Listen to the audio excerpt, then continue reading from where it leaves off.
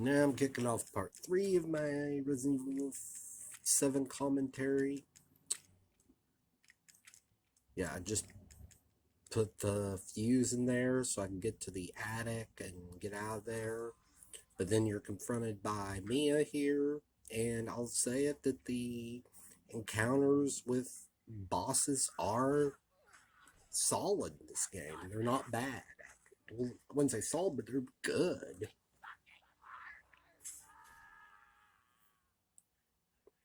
Although there's some stupid shit in this game, like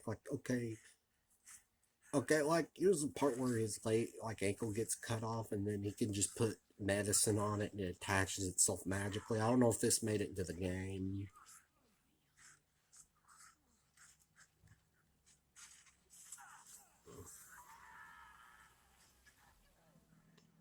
Yeah, you can just staple a hand back together. Yeah, coming up. That's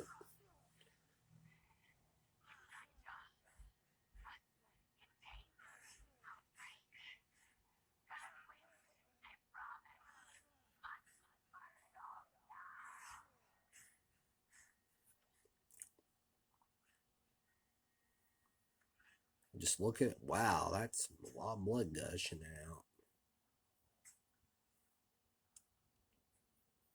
But apparently, some old hick in the sticks can just staple back together, and probably not even a frickin' and has no medical experience.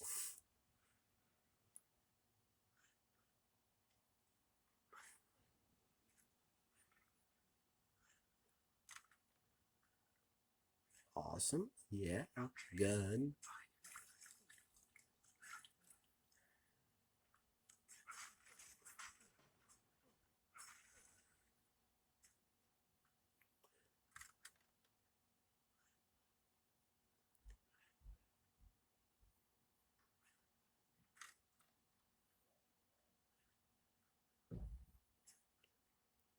Yeah, and it's like that's a lot of TVs, you know.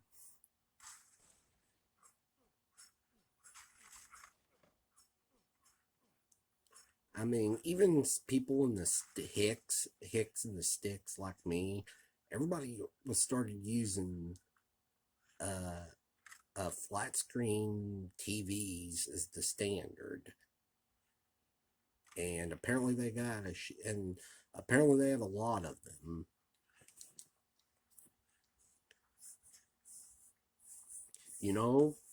Somebody need to tell Jack Baker there might be somebody that actually like an older TV like that. Play some set that you could have to play some older systems on.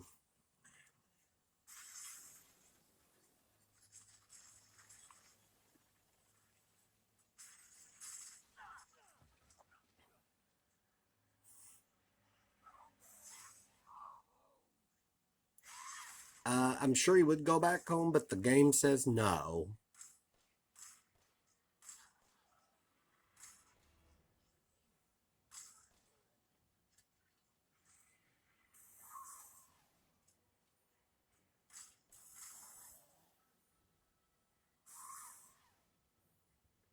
I mean, I really can't say anything bad about this part here. This is a pretty decent encounter.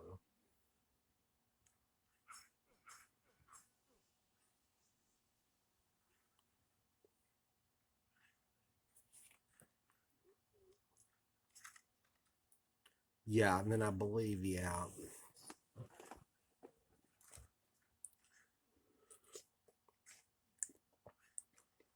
Yeah, and then we're gonna run into Jack Baker here, where yeah.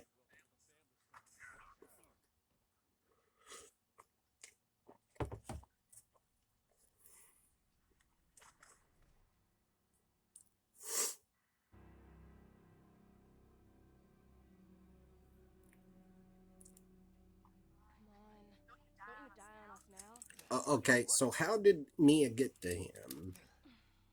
Or how did Zoe get to him where he could reattach his arm or reattach his hand or whatever to the. I mean, how'd she get to him? Because didn't Jack Baker drag him off somewhere?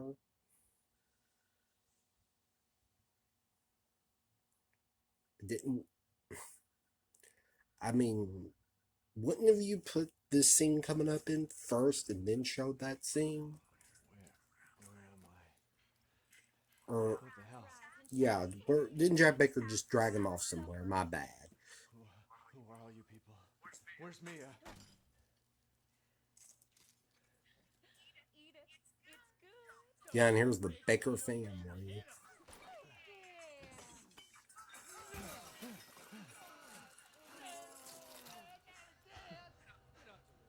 Yeah, and he's gonna get his arm. I mean, would make sense for him since he's got the.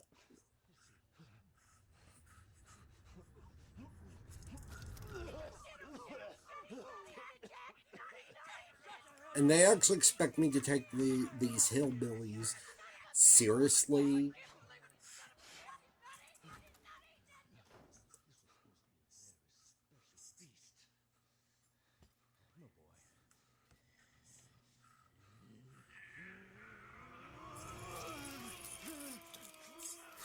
Yeah.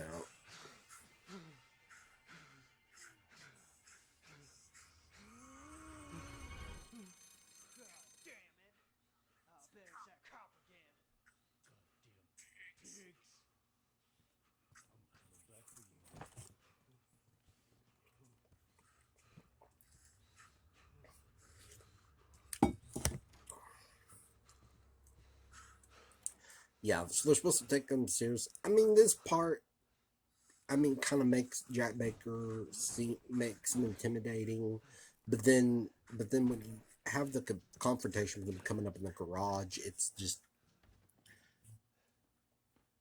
like yeah, it just becomes a corn. He just becomes a complete cornball. I mean, the villains are.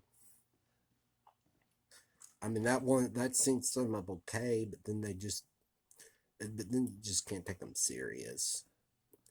You know,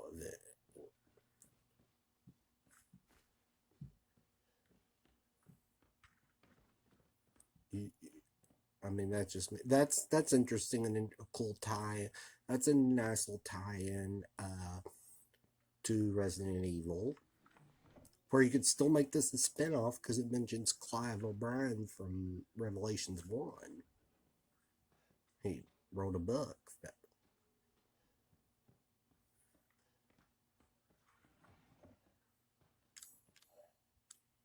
But yes, the exploration is pretty good in this game.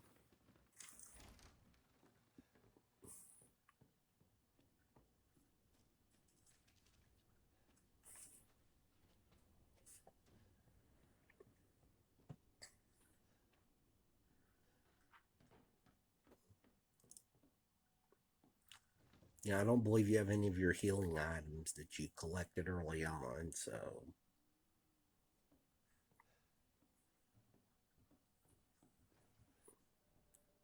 Yeah, there's Jack, so you need to run from him.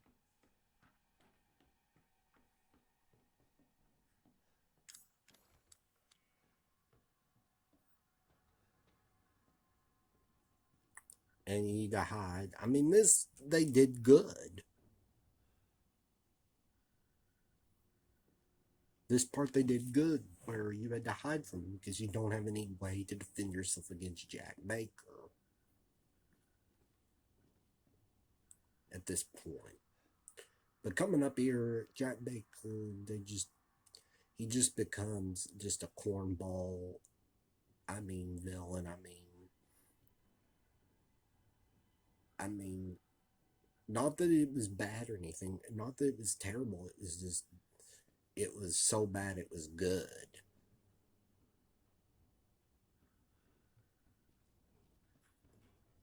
Because I'm laughing, you see, and that's the thing. When I'm laughing at the villain, I mean, I don't laugh at Albert Wesker in Resident Evil 5.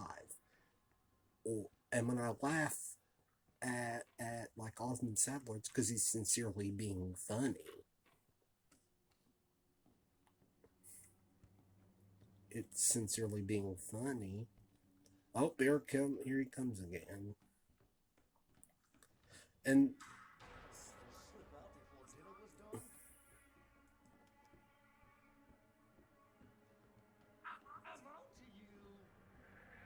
Yeah, at this point he just becomes a cornball. I'm on to you.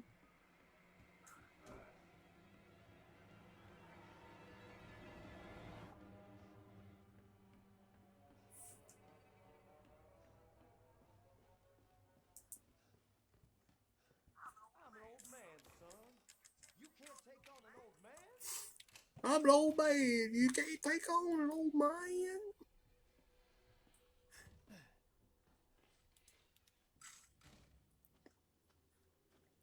I mean, maybe it would have been maybe it would have worked even better. This like Texas Chainsaw Massacre vibe they were going for if they would have had something like a Leatherface in it. Not directly a ripoff, but just someone that does not talk. He could have been like a Mr. X, only a hillbilly Mr. X. Which is what Jack Baker kind of is. He's a hillbilly Mr. X, but the thing that Mr. X doesn't, also Mr. X in Resident Evil 2 or in Nemesis doesn't go around and talk like a hillbilly.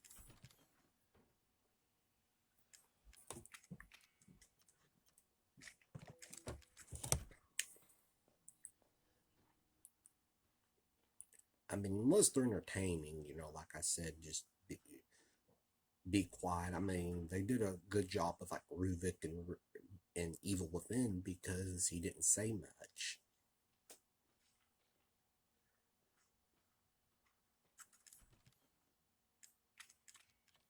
Yeah, I'm gonna put a coin. Those are important in this game because you can get a Magnum, and I actually got the Magnum, but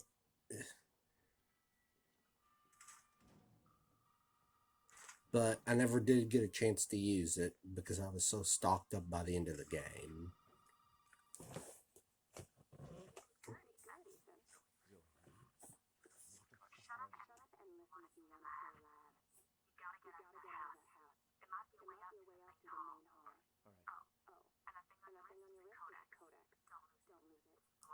Yeah, I love how in this game that they use VHS tapes, but oh, we're gonna have like a smartwatch. Also, the lock. I got a lock pick, and this. Those are important to get to.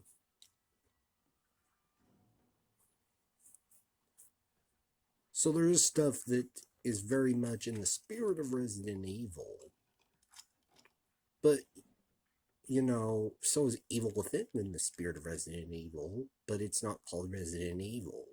And I don't think they should have really called this a Resident Evil game or just called it a spinoff, which is why I call it the Bayou Biohazard. I just think of it as a spinoff, and it is like a spinoff or standalone type game. It's pretty good.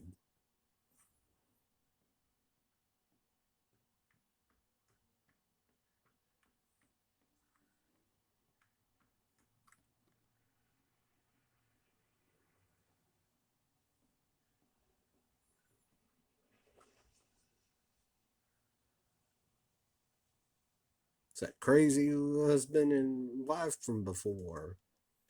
You don't like, you know him, but you get the, what was that?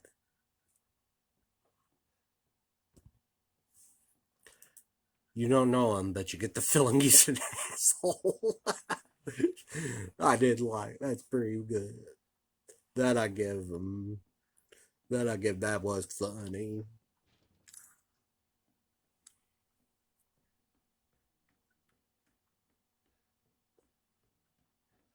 Okay, you've already been through here. Hey, over here. Open up. Hey, you gotta help me. Hey, over here. Back up. Now, And then you have this cop come in. your property. What? Me? No. No. All right. Now we got several calls about some missing persons lately. You don't understand. I gotta get out of here. What? Me? No. Calm down.